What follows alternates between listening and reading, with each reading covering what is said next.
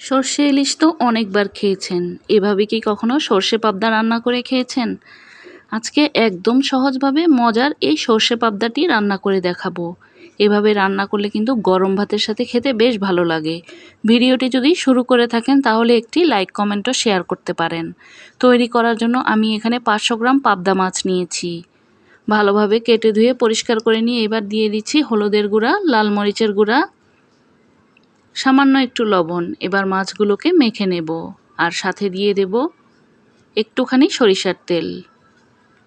মাছগুলো মেখে নেওয়া হয়ে গেলে এক পাশে রেখে দিয়ে আমি এখানে নিয়েছি 2 চা চামচ সাদা সরিষা, 2 চা চামচ কালো সরিষা।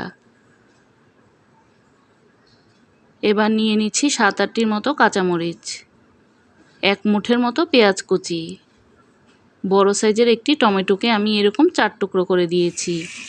এবার ব্লেন্ডারের মধ্যে ব্লেন্ড করে নিয়েছি। এবার আমি মাছগুলোকে ভেজে নেব। চুলায় প্যান বসিয়ে গরম করে নিয়ে মাঝারি আঁচে মাছগুলোকে ভেজে নিচ্ছি।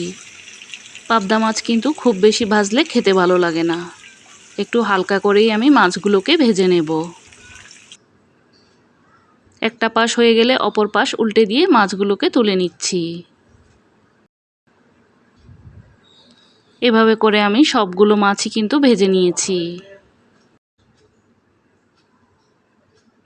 সবগুলো মাছ ভেজে নেওয়া হয়ে গেলে মাছগুলোকে আমি তুলে নিয়েছি। আমি আজকে 500 গ্রাম মাছ দিয়ে এই সর্ষে পাবদাটা করছি। আপনারা চাইলে পরিমাণে বেশি বা কম করে নিতে পারেন। আমি সরিষার মিশ্রণটাকে সামান্য পানি দিয়ে ছেঁকে নিয়েছি। এবার এই আঁশগুলোকে ফেলে দিচ্ছি। প্যানের মধ্যে মাছ ভেজে রাখা তেলটা নিয়ে এবার এই মিশ্রণটাকে দিয়ে দিচ্ছি আর দিয়ে দেব 1 চা চামচ হলুদের গুঁড়া। এখানে কিন্তু আর কোনো মশলাই দিতে হবে না। এবার 4-5 মিনিটের মতো আমি খুব ভালোভাবে কষিয়ে নেব। দিয়ে দেব স্বাদ মতো লবণ। মশলাটা যখন কিছুক্ষণ কষিয়ে নেওয়া হয়ে যাবে তখন আমি এখানে ভেজে নেওয়া মাছগুলোকে দিয়ে দেব।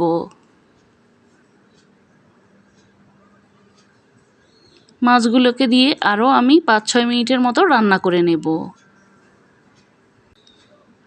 এভাবে করে হাতলটা ধরে একটু ঝাঁকিয়ে দেব যাতে মাছগুলো ভেঙে না যায়। পাবদা মাছ কিন্তু এমনিতেই নরম থাকে।